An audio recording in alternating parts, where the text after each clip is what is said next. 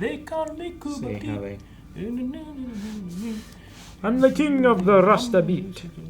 That is not what we're here to listen to. You don't know. You haven't heard this. Showtime.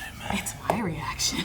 Hey guys, crew of Blind Wave, I'm Eric. I'm Calvin. I'm Baba. And we're here for another Taylor Swift reaction. This is my second time ever hearing Taylor Swift. A new song. That you know of. That you know of. Intentionally. Intentionally. No, I've intentionally kept it wet now. Yeah, you're right. I probably have heard a couple, but... I think so. You know, I'm deaf in one ear, and sounds go around me, and I don't pick them up unless I try. Yes. You're the one of all of us that picks up themes and music in TV shows and movies. Yep. But you know what? You have no excuse. Whenever it's like, hey, who's your current favorite artist? I can't be like, the Princess Thieves soundtrack from Robin Hood. Yeah, you can. I mean, I could, but no one's gonna respect me. They made music specifically for that movie. Well, if this has Kevin Costner's butt in it, then it'll be my new favorite song. How were you feeling after the last one? Because there was a little update you gave us. Yeah, I went home after the next one, took a nap, woke up with Antihero in my head, and I was like, huh, I gotta tell Jim. I gotta tell Bob. I was like, we must tell everyone. Yes. So yeah, we're gonna be venturing back into this musical. Is this the same album? It is not the same album. We're gonna be going into a whole different album, and then also, newer? You guys have been really good about putting what you want down in the comments, so keep doing that. We're gonna be jumping into other various artists, but right now, this is the era of Taylor Swift's. I wanted to say a couple of things beforehand, which is, I did read the comments, and you guys were so nice and sweet and educated me on some things that I missed out. Gotcha. I will tell the guys about that later. Yeah. Okay. But so nice people to go in the comments. Yeah. I get spoiled by stuff. She can do that. True. One of the biggest thing is, and I agree with you guys, that the next video you guys should do is All Too Well, the 10-minute version. She directed the video. Oh. I've heard the song. That's a short I know those It's lyrics. a short film. She directed it. Everyone loves it. I love it. I think you guys should do it, but I have a reason for why we're not doing that today. Okay.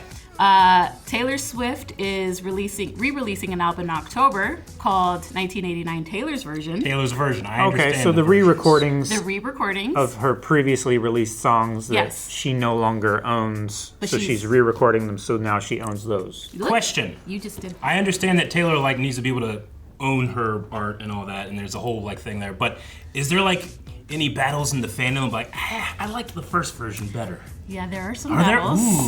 There are some battles. Okay. And you're a Star Wars fan. Do you like Yub Nub or do you like the original or the new episode 6 ending from John Williams? Yub Nub. Shut up!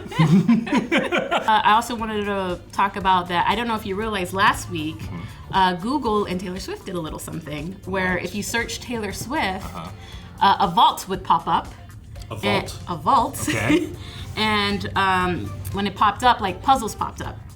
Puzzles. And if you solved 33 million puzzles, which I believe there was 87 unique ones, she would release the vault tracks of 1989. Oh, everyone together. Everyone together, not a single person. Oh, I was like, that would take the rest of my life. And so one of the titles had me thinking, and you know what title it is. If you know, you know. I don't. This is the video we need to watch. Blank Space by Taylor Swift. Blank Space. When I think of Blank Space, I think of when I can't think of what to say next. What do you think of, Kevin? Ooh. Do you know what that is? What car is it? It's a Cobra. She has horses in her. It's a Shelby Cobra. I don't know if I ever said this, but she's a very good-looking lady. She's very pretty. I've heard this song many times, by the way. I don't know the titles. Bridgerton sets everywhere. Right? Yeah! And they played some of her songs on Bridgerton. Cool. Yeah, that's right.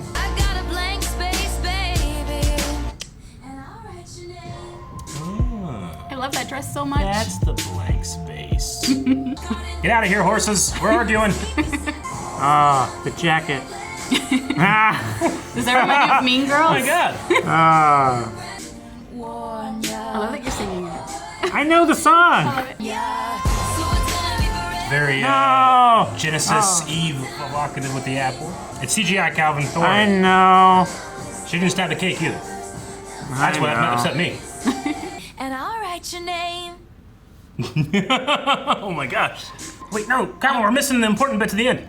No, it's making No, up. Calvin, we need to look back on this relationship, both with good times Her cats. and cats. Hey, kitties. She has 3 cats. I think at this point she had 1. That's a thick bevel on that tab. All right, that was Blank Space. I liked it. I liked the. I actually kind of liked the singing more than the last one. But don't get me wrong, I liked the last one too, but I liked the performance a bit more in this one. I liked the mix. It sounded good. Yeah. So the Blank Space is the men that come into her life, and you have great times and you have bad times, but like all things, it ends, and then new things happen. Right? I feel like it's also. I think I nailed it. I feel like it's a counter commentary to all of the haters that say she was only dating men for inspiration and stuff. Inspiration. It's actually, I think it's. I've heard a little bit about like the background of the song. It's like calling out certain individuals. Wow. Now, Dababa, tell me what really it is. Yeah. Tell us actually what's happening. If you start there, I love it when you read. Why is Taylor recording her albums? Oh no, I'm sorry. my bad. That is not that one. Taylor said, "Blank Space is of the only songs that I've ever written that I started out writing as a complete joke." Essentially, it is a song I wrote about basically the fact that the media has kind of portrayed me to be this crazy, desperate serial dater. And so I decided I was just going to kind of continue the joke and take back the narrative, and so I wrote Blank Space. I think as a songwriter, you have to be pretty aware of who you are as a person. But then I think you also have to have one eye on what people think of you, what kind of general perception is of you out in the world. And in the last couple of years, I've noticed that there's been a sort of petty, sensational fictionalization of my personal life. Never heard that last 2 weeks of my life on my For You page. Man, people really care about this relationship. They kind of have drawn this profile, this girl who's a serial dater, jet-setting around with all of her boyfriends, and then, you know, she can get them, but she can't keep them because she's too emotional and she's needy. Then she gets her heart broken because they leave and she's jilted. So she goes to her evil lair and writes a song about it for revenge. Okay, so this was like a parody of the things that people accuse her of. It's just kind of this very complex profile of a person. Then I got to thinking about it, and I started to think about how interesting that character is if she were a real person and had all of those qualities and attributes. What song would she write? And I'm pretty sure it would sound a little like this. Okay, that puts a lot of context into it. So around this time, a lot of the media was like, "Who are you dating? Who's this song about? What are you doing?" Sure. Late night show hosts would make fun of her for all her relationships. There was a big moment. I don't know if it was the Golden Globes or the Oscar where Tina Fey and Amy. No. Parks and Rec. Amy Poehler, where they did a joke of like, "Don't sit next to this guy because you'll just write a song about him," something like that. You know what, Taylor Swift? You stay away from Michael J. Fox's son. She said to me she had heard a quote that she loved that said, "There's a special place in hell for women who don't help other women." I love you, and there's a special place in hell for you. So it was really much in the atmosphere at that time that this is all Taylor Swift did, and that's all she knew. And so she just wrote Blank Space. Like, all right, motherfuckers, if that's what you think I am, here's a great song about it. Okay. No, yeah. Now I gotta re-listen to it. It's a joke. And understand the true blue context. Well, thank you very much. That definitely enhances the song for me. I thought the performance was great, but now I get to jump into some of the lyrics too. Very funny. Oh my God, look at that face. You look like my next mistake. Loves a game, wanna play? Hey. Yeah, my bad. New money, suit and tie. So not like old money, new money. That's so... So like young and irresponsible. Something she can take, you know? It's funny because I was watching it. Old money has prenups. I was watching it. I was appreciating the visuals, how they were enhancing the lyrics, and I just kept thinking, man, I do not want to be in this relationship. There's nothing appealing about this to me. Not even the white horses? The car was pretty appealing to me. It's hard to make white horses look clean. They just get so dirty. That's the problem with white cars too. Yeah, that's true. Because we're young and we're reckless, we'll take this way too far. I'll leave you breathless or with a nasty scar. That's scary. Got a long list of ex-lovers. Well, I think it's Taylor like an Swift emotional just scar, scares right? Well, still, that's worse. Yeah, I can deal with the visible. depends I on can't the- deal with the invisible.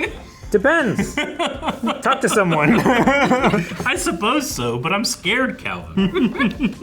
It's so brilliant. I love it. Yeah, the lyrics are really good. I like it. So it's like this crazy ride might be worth it if you're into that, but it's like a warning as well. I need Like- that warning. You know what you're getting yourself Look, I'm into. sure the crazy ride is fun, but every once in a while, crazy rides break down, and you're stuck upside down in the middle of a loop-de-loop for Eric, a half that hour. was a roller coaster. I know. That's a different thing. It's scary. Look, man, roller coasters and me, like I barely get the third click. You know, it's scary.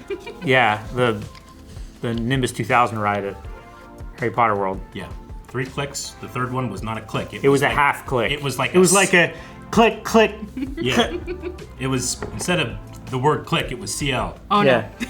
It's a fun way of, fun. I mean, she made an amazing video, great track. I'm sure a lot of people love it, all because people were like saying stuff like that. I mean, that's what artists do. They turn stuff that gets thrown at them, reflect it back at you, and make some art out of it. It's kind of cool. Yeah. Yeah. I like this. You're the king, baby. I'm your queen. Find Yeah. out what you want. Be that girl for a month. Wait, the worst is yet to come. Oh no.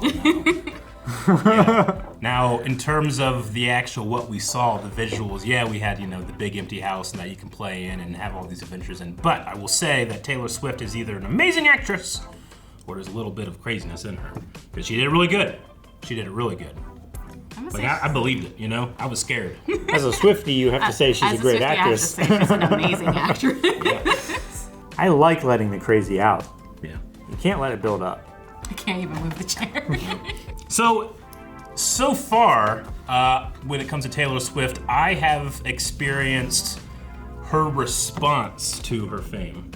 You're Really, right. Those right? are the 2 songs. So like with the 2 songs, it's anti-hero. It's how she is perceived seems to be. I'm sure she's in a certain era of her career right now where like you can't express yourself without expressing the things that are negative about extreme fame or extreme artistic expression, because people will critique that back. So right now, I feel like my experience is that's how Taylor responds. So my challenge to you next is I want to hear Taylor expressing to me something that's not a reflection. I want to see something I want to see your soul, Dababa. Comments. Yeah, and down in the comments below. Yeah, okay, this was a fun one. You got anything else that you wanted to go over? Just the last line. I thought that was a little. Taylor Swift has said in the past that Fall Out Boy's Pete Wentz has influenced her lyrically. Blake's Space is a song that is just zingers, one after another, which I definitely learned from listening to Fall Out Boy, she says. Okay, that's cool. I've heard Fall Out Boy. So zingers one after another. Okay. That's what it sounds like. Like it's Yeah. little daggers. Yeah, it's like the the pop version of battle rap. Like you can't let them.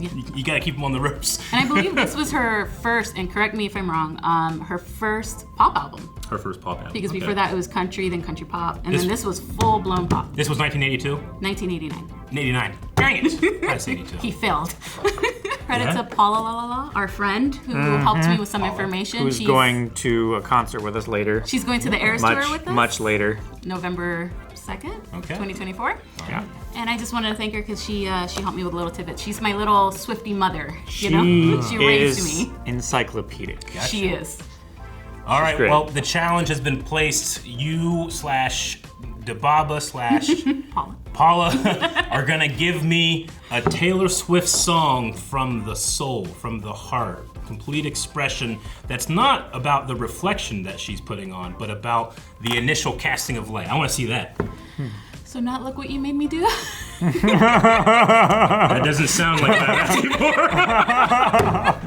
Guys, thank you very much for watching this music reaction. What are the various artists' songs? And we'll dive into some more. Subscribe if you liked it.